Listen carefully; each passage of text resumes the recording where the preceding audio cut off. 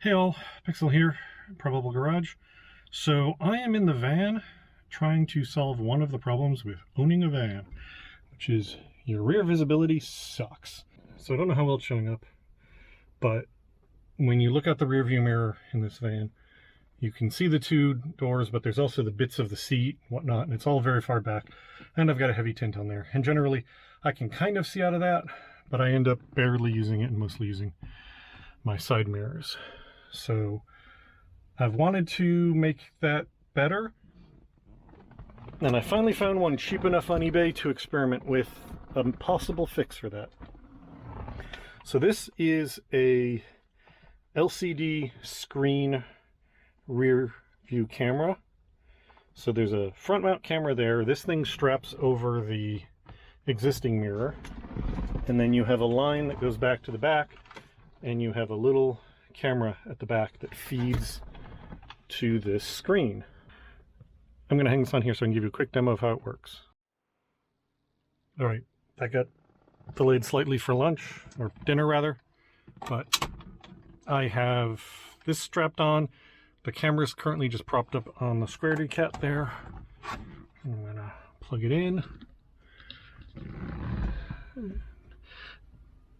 This is not a particular, like, hey, you should buy this one because I literally bought the cheapest one out there. But so, as you can see, it's a full screen showing that camera over there. If I tap on it, I can adjust brightness. There's a home button that takes me out to here.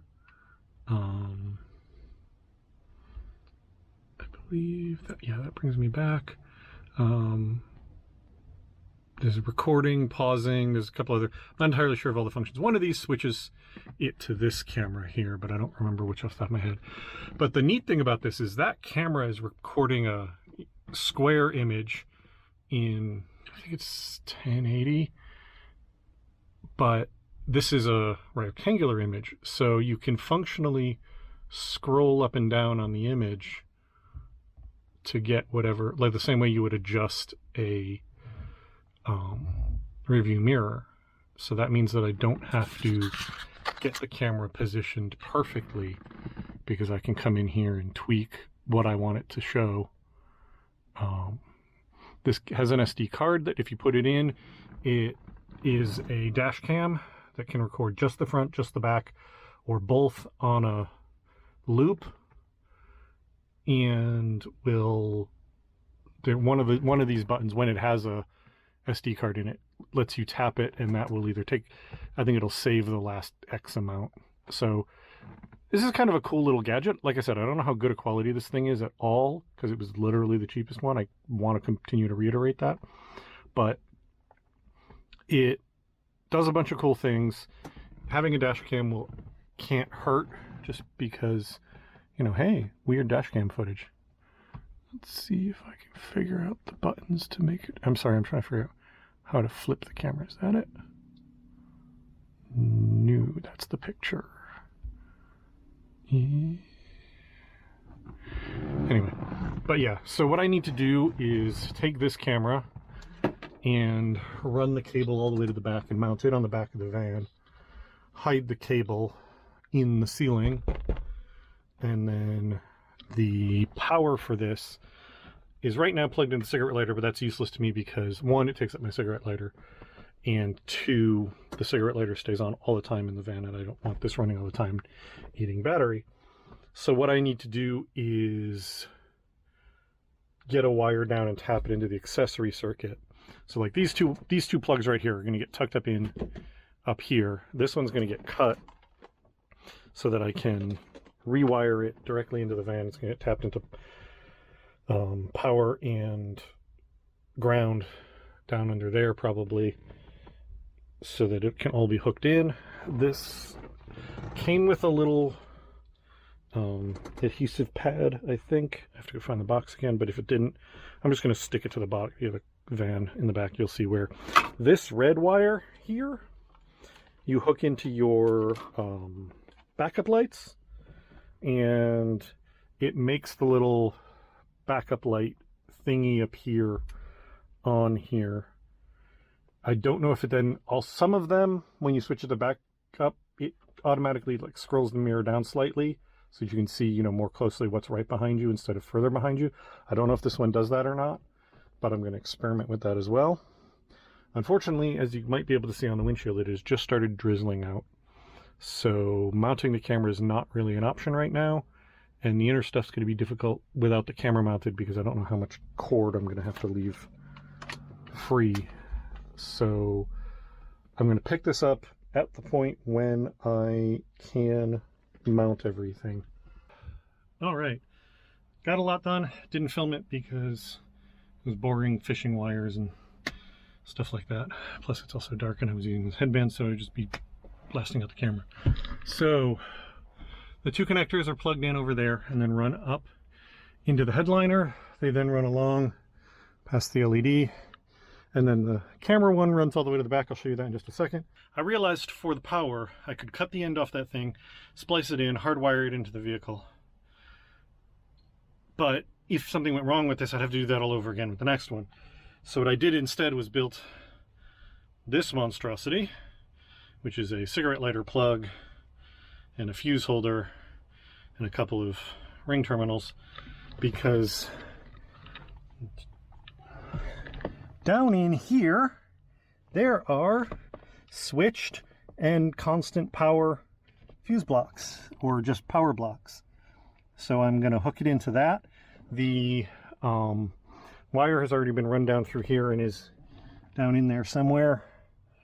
And oh, here it is, it's right here. So I'm literally going to hook that thing up to it, plug this into it, wrap it with some tape to keep them together, and that's how I'm going to power it, so that if that one dies and I need to run another one that has a different power connector, I can do this exact same thing, or I can just remove this from the vehicle without having effed with anything.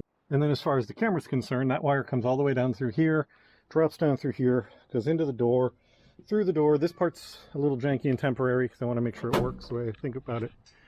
And then the camera is mounted here on the door. I tried putting it up here on the roof, but you couldn't get the angle down far enough because of the drip rail. You'd have to have the camera way, like, it would basically be almost be the highest point on the roof. So I put it on the door, and I literally have just enough cable to run it through all of this. And out here, there's no like spare loops of cable. There's enough slack in it that it's not going to be a problem, but there's no spare cable anywhere. If this works really well, especially if I end up, you know, having a nice quality camera, what eventually will happen is that there'll be I'll drill a hole through like here and run the cable inside the door. But for now, this will do.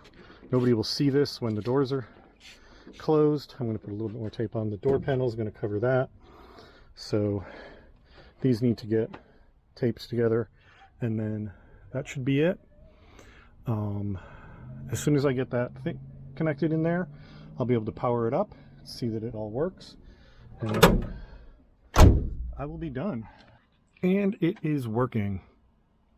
You can't see much of anything because it's dark out, but now if I shut the key off, yep, turns itself off. And let it count down. You get to watch this in real time. 2, 1, goodbye. Off, and then if I put the key in, turn the van on. There it goes, boots right up. Immediately after loading up, shows from the rear. Not much to see, but if I turn on my rear lights I added, there we go. I can. I messed something up. Hang on. Is this not?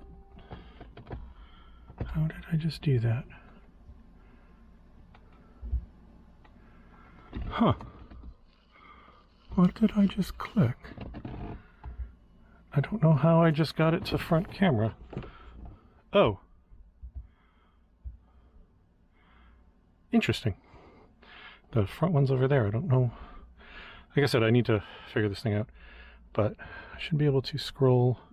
Yeah, the camera's pointed too far down right now in the back. But so yeah, there we go. Now I have a rear view camera that will give, once I get it obviously adjusted, will give me a much better view than the existing regular rear view mirror.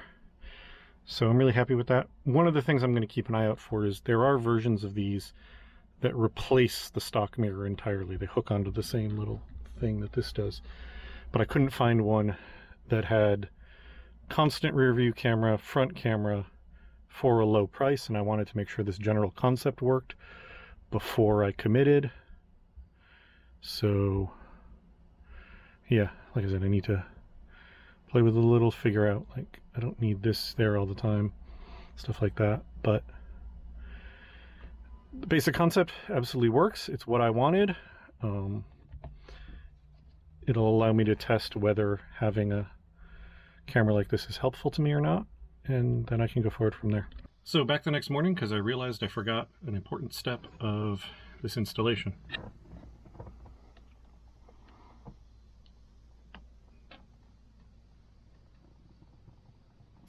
There we go.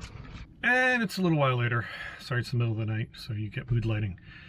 But I've been using the camera for about a month and a half now, and I figured I'd give you an update now that I've been using it. I did all that work to get it in right before I drove to Philly with some friends. So that was the big thing I wanted to try it for, was going through New York traffic and stuff like that. So let me just kind of let you know where things are. So I got it all adjusted. It works pretty good. You know, I figured this out. This is how you switch between your different cameras, is left to right. And that gives you all your options. It scrolls through in a weird order, but other than that, it's fine. I did find out if you put an SD card in, it'll record both. It always records both cameras all the time unless you tell it to do different. So that's good. It worked pretty good. It gives me a great field of view. It's a really nice wide field of view. Unfortunately, I wish I could show you better, but again, middle of the night. It does not deal well with night and lights. Like, that's not a headlight, but you can see, I think, how much glare is around it. Headlights just blast the whole thing out. So it's not super useful at night. I haven't figured out a solution for that, but it at least is better than not being able to see anything through tinted rear windows. When it rains, sometimes a drop of rain will stick to it and you'll just get a whole, you'll get a whole like blurry area that isn't really visible through, but that's just the nature of the thing. One thing I didn't expect with this to be a weird thing is, without even thinking about it, I was used to being able to see the inside of the vehicle through the rear view mirror. Never even occurred to me until I put this in and we were driving to Philly with friends and they were in the back seat, and I kept looking in the rear view mirror to try and make eye contact with them and couldn't because it's a camera. So that's a little weird, but you get used to it pretty quickly. It's definitely really nice for trying to merge and things like that. I've got so much better visibility than I used to. Also useful in parking lots. I don't have the rear view, like the when you shift into reverse, it changes things set up, but I have definitely used it.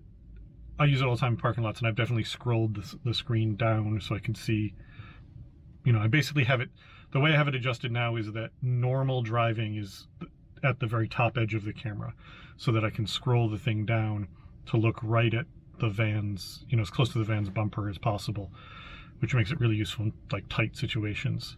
So I'm very happy with it.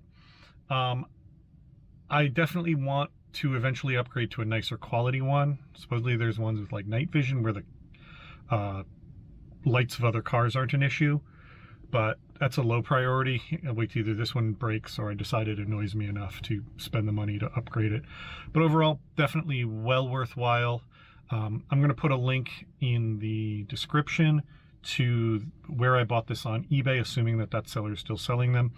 Again, this is not a you should buy this brand. This was literally, I bought it because it was the cheapest one I could find. But if you want to try this cheap, if that seller is still selling them, I will link them below. But that's going to be it for now. Thank you all very much for watching, and I will talk to you later. Bye.